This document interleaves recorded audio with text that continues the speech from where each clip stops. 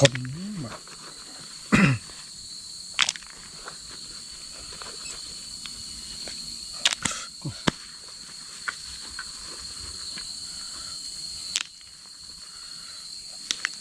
อ้าวสบายดีแบบเก่าพ่อแม่พี่น้องมื้อนี้มาพบกับพันเตือนโคตรโก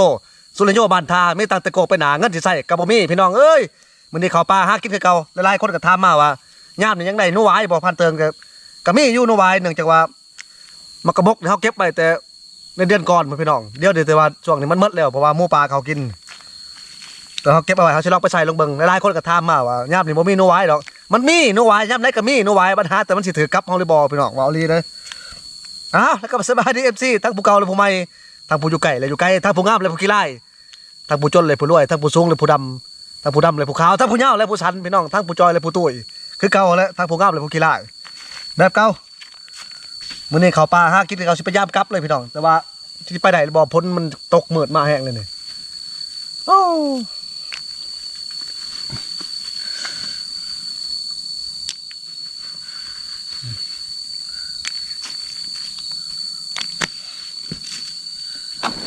เขาถือกลับมากอะประมาณ20ลังพี่น้องกลับมาเนี่ยหลายคนก็โอ้ยถืออยู่บ่ยามนี่บ่มีหนูหวายดอกคือเว้าเลยมีหนูหวายมันหามันสิถือกลับหรือบ่มาเมื่อวานนี่ก็ประหลัดมันก็หอกกระมานอยู่พี่น้องเจอฝนตกป๊บฝนวานนี่ก็เลยมื้อนี้ก็สิป๊บอีกมื้อนี้ก็ได้มันคักแล้ว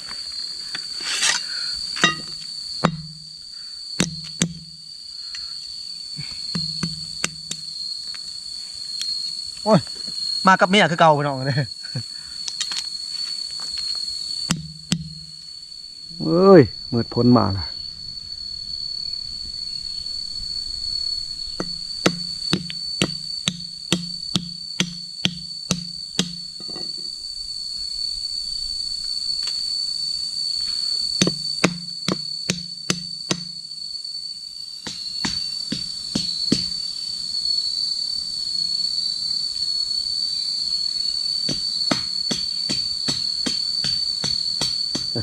รถจักรมาจอดปลาหันพี่น้องหลังจากเขาพามักบกแล้วเลยเขาเบิ่งในแคมทางเห็นมันกินพี่น้องแต่มักบกบ่มีดอกมันควัดเอาแต่ดินขึ้นมานูวายเป็นวันผ่านนี่เป็นนูวายเนี่ย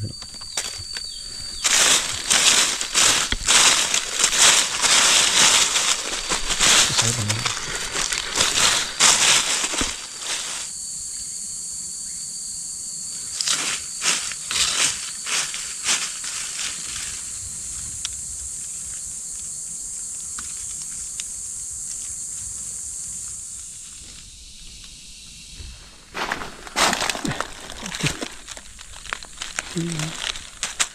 หมักอยู่ตามคอนเนี่ย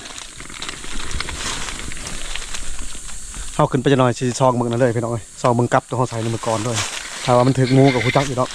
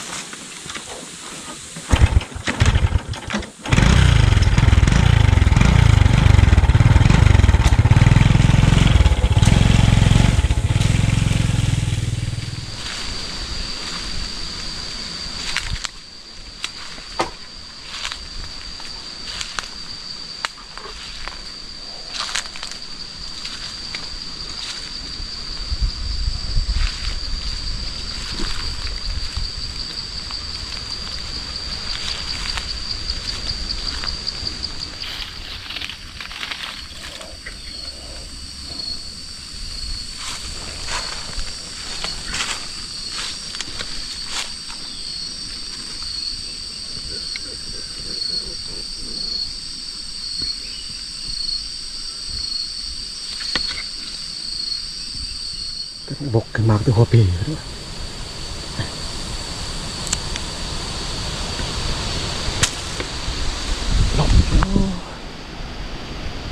มันในเลี้ยงบักใหญ่เขากินหมักบกเขาบ่เห็นมันหนังอยู่เถิงต้นดินเลยโผลงไปเลย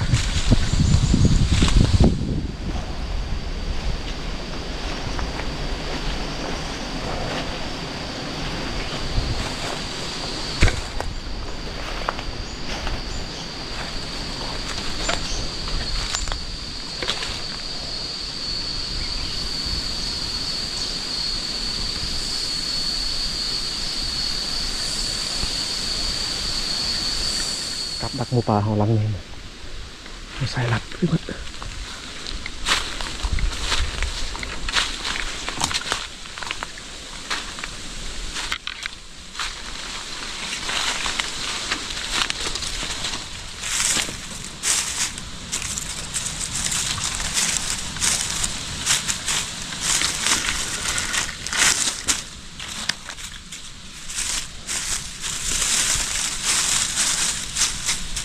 ใหม่ๆบ่ใส่ลายเลย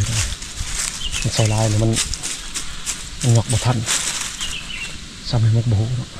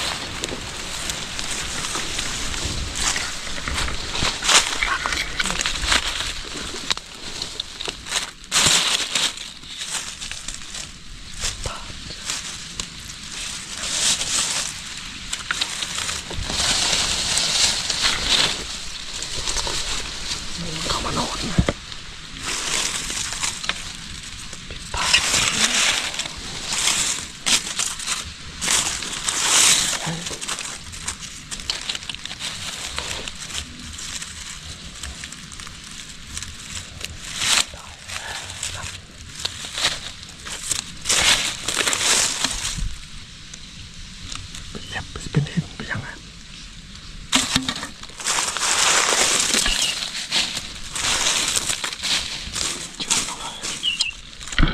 จะเป็นเห็นเลยมัน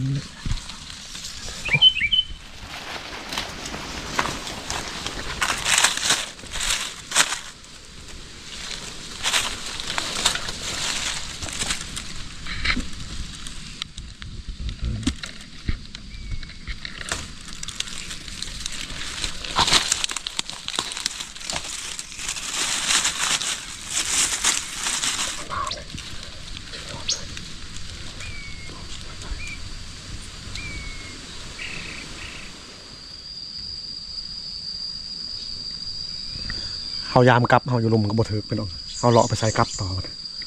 เขาใส่กลับไว้เขาย้ายไว้เท่านี้แหละกลับเขาใส่ไว้เพราะว่าส่วงนี้หนูมันไปตามคอนเป็นหนูเป็นกระแตนะ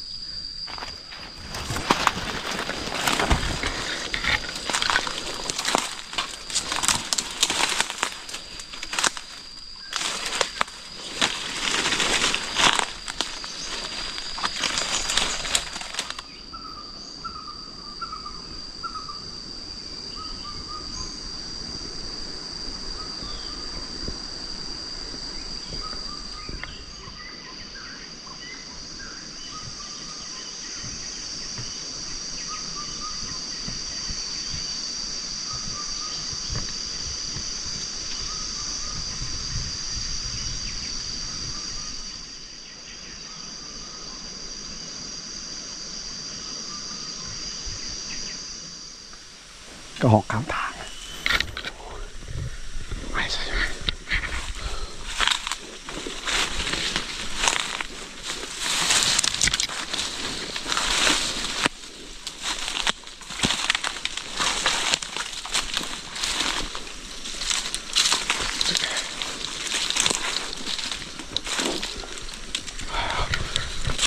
จะทั้งหมดเลย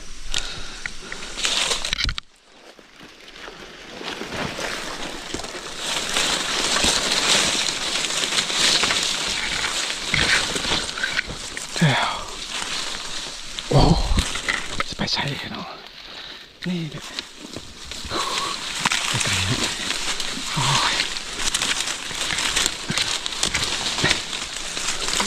แต่มันจะหางหางดำ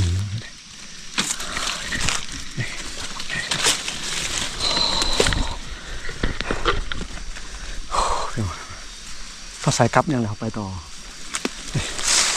มันมักได้ตายทำไมดอก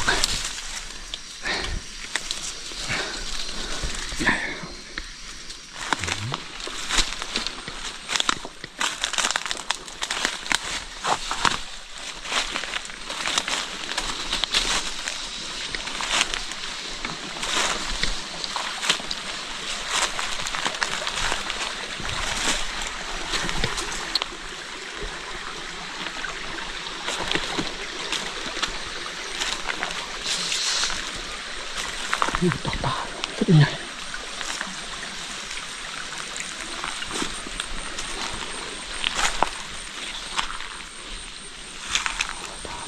ตัว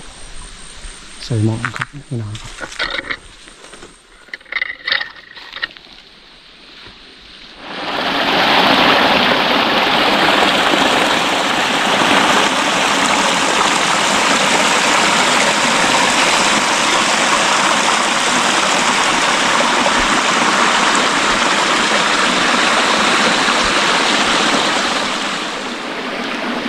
จะมาตก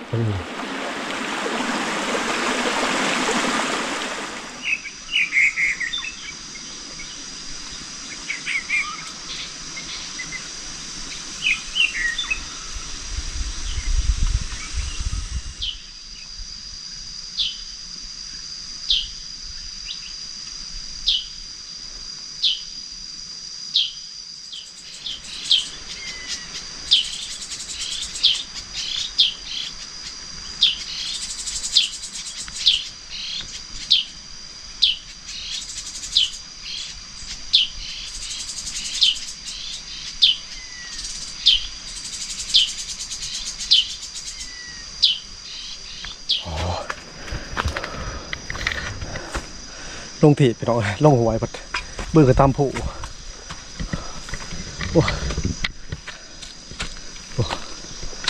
เปิดพ้นกระมาแล้วเอ้ย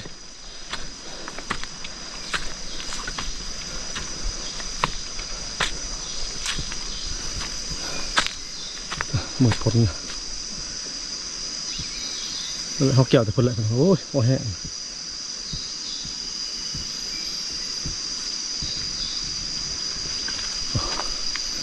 มาตะลุมเส้นทางเขาแห้งเลยพี่น้องพวกขามไปผ่านนั่นเขาแห้งอีก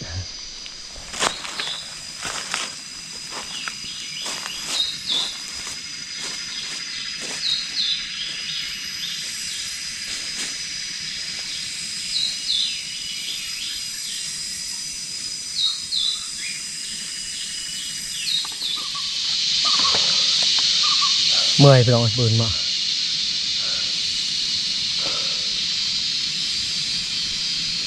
เมื่อพ้นมาแห้งนี่เนาะจะน้องเฉลาะไปเที่ยงบอลเขาเคยเห็ดกินกระเบาซีเลยพี่น้องเพิ่นก็ได้แซดมาหาว่าไปกินเขาในเที่ยงให้เบิ่งไงนะเพิ่นว่ากินหอดอดีตฟานซี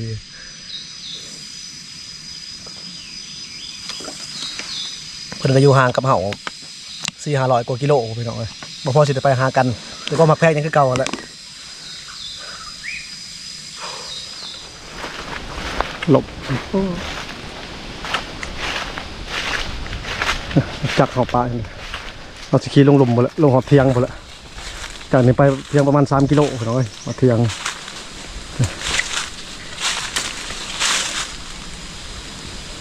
ถ้าพายไม้ปลาเนี่ยเช็ดเตอร์โอ้ยลืมกระแจโอ้นี่น้องกระแจยังอยู่โอ้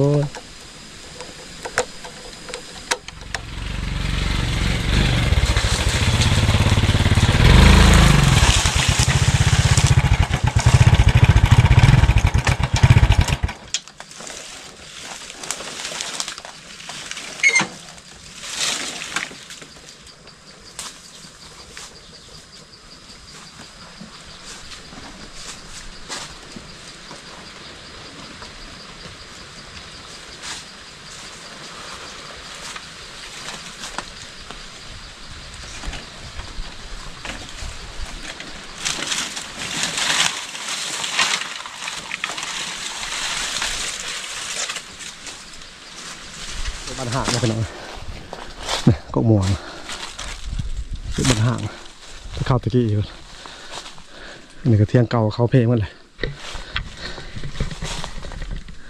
นี่แหละเขาเคยนอนกับบอสซีไปแล้วเคยเห็นอยู่เคยกินกับบอสซีส่วนกันมาหากินเลยพี่หลอกบอสซีเพิ่นก็กินฮอดบอนเก่าเนาะ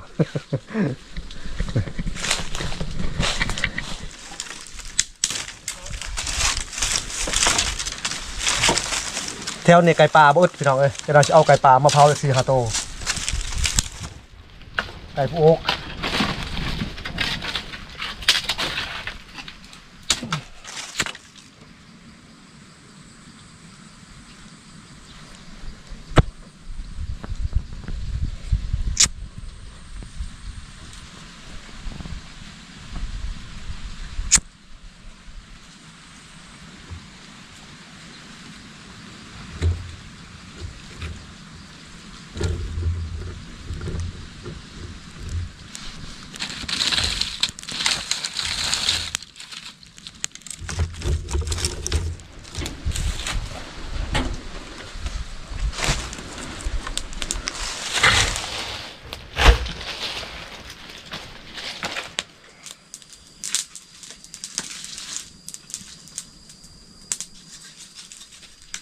ไก่ปลา2 โตพี่น้องอยู่ไกลกันโอ้ย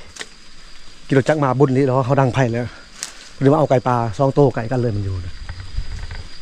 ปลาเลยมันไก่ผู้อกบักไก่ตัวหนึ่งไก่ผู้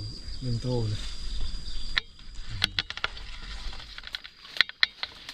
ตัวหนึ่งมี2 โตเลย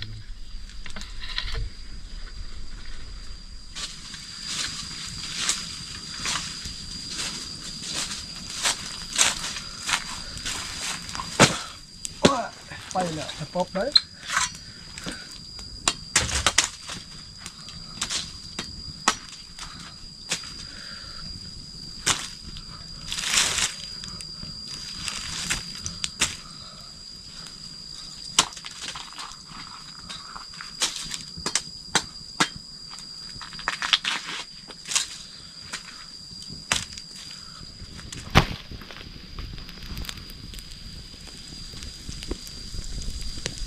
มันเนี่ยเผาไก่ปลา3 โตพี่น้องเผากับปลา3 โตส่วนนั้นกระหอกนี่เขาจะบริกินดอกเพราะว่าจะกินกระหอกเลยมันเนี่ยเรามาประเด็นเนี่ยเมนูของข้าวตัวหนึ่งเมนูตัวหนึ่งเรามา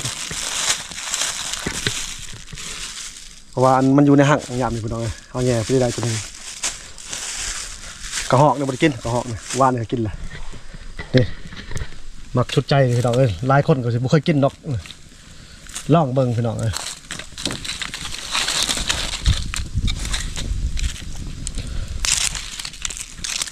หากินยากเลยพี่น้องแบบสิ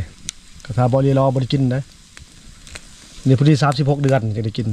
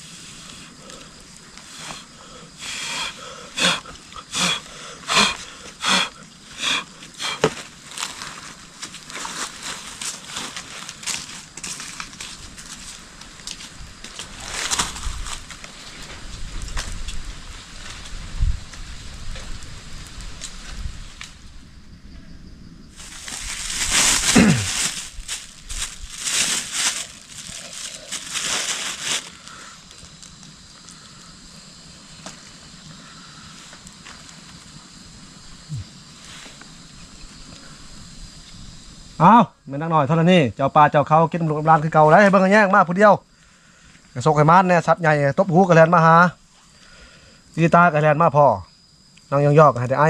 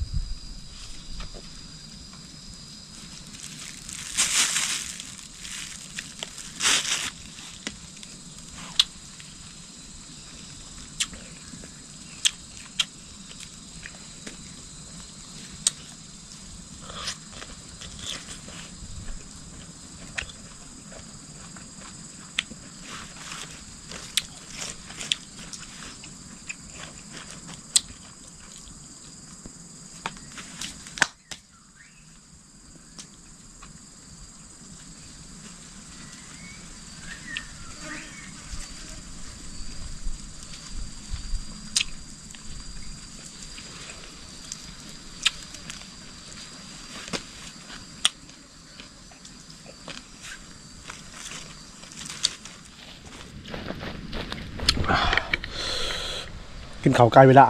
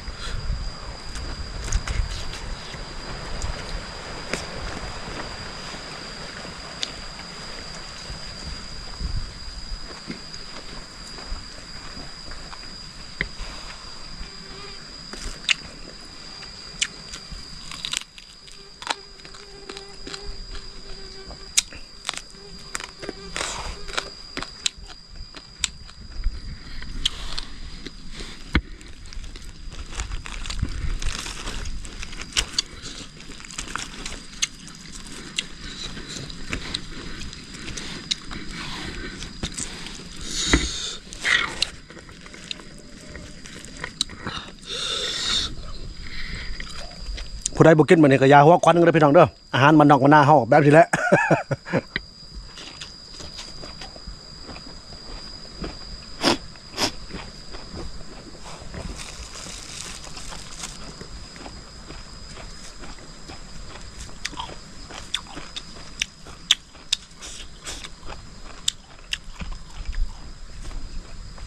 ปลอดสารพิษพี่น้อง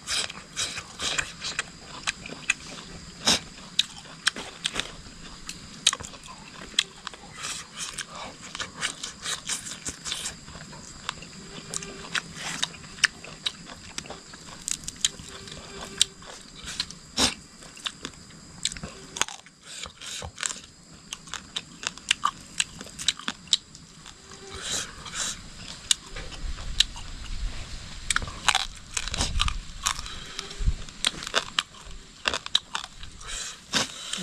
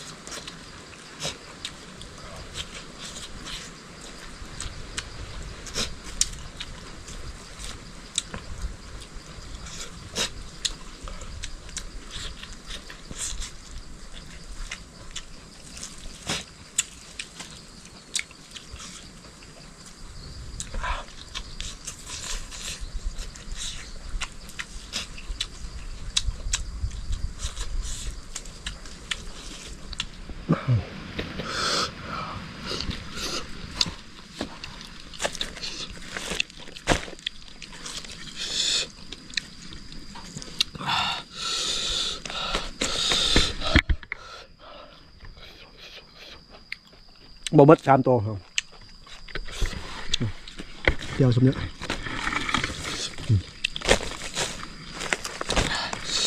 ยังเอี่ยมอยู่ผู้นึงนะ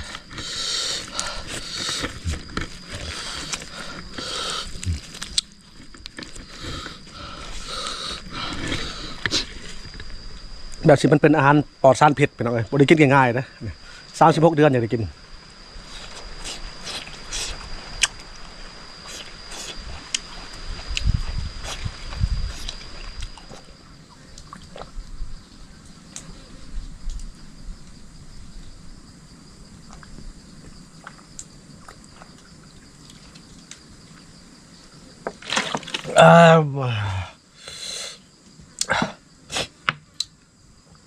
ซ้ำนี่แหละพี่น้องเอ้ยคนเฮามันบ่มีหยังดอกโอ้ถ้าว่าสุขภาพแข็งแรงครับกินแซ่บก็กินแซ่บอยู่พี่น้องถ้าว่าสุขภาพบ่แข็งแรงมีเงินมีคำก็บ่มีประโยชน์ดอกว่าง่ายซะหลายๆคนก็เฮากินนี่ก็คนอยู่ในหมู่ในเมืองเป็นบางคนบางกลุ่มก็หัวควันเฮาได้พี่น้องนะแต่จริงหัวควันเฮาบางทีเพิ่นบ่ค่อยกินก็มีแบบสิมาลองเบิ่งว่ารสชาติมันสิแซ่บมันสิเป็นแบบใด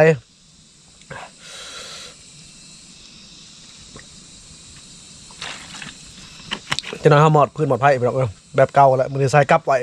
พังเบิ่งมื้ออื่นถ้าพ้นบ่ตกเฮาสิมายามกลับยามแหวห้านเลาะไว้เลยอย่านำหมูลงรถแถวหวยถ้าว่าพ้นบ่ตกพี่น้องถ้าว่าพายุบ่เข้า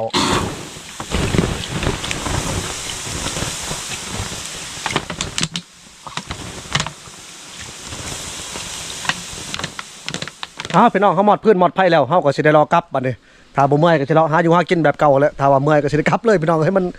ก็คือว่าแหละถ้าเมื่อยก็บ่ต้องพื้นพี่น้องเอ้ยเฮาหมอดไผ่เรียบร้อยพักเบิ่งมื้ออื่นมื้อฮื้อพี่น้องถ้าว่าพายุบ่เข้าบ่เจ็บบ่ไข้เฮาสิมายามกลับหาอยู่หากินแบบเก่าแล้วก็บ่มีหยังดอกคือเก่าเลยพี่น้องก่อนอื่นหมดก็ขอบใจพ่อแม่พี่น้องบ่ว่าสิเป็นผู้เก่าผู้ใหม่ผู้น้อยหรือผู้ใหญ่ผู้ดำหรือผู้ขาวผู้ยาวหรือผู้สั้นที่เขามาให้กำลังใจเฮาตะกี้และจนฮอดมื้อนี้แหละก็ให้เพิ่นอยู่ดีมีแรงคือเก่าลำๆรวยๆคือเก่าพี่น้องอย่าเจ็บอย่าจนโชคดีหมดทุกคน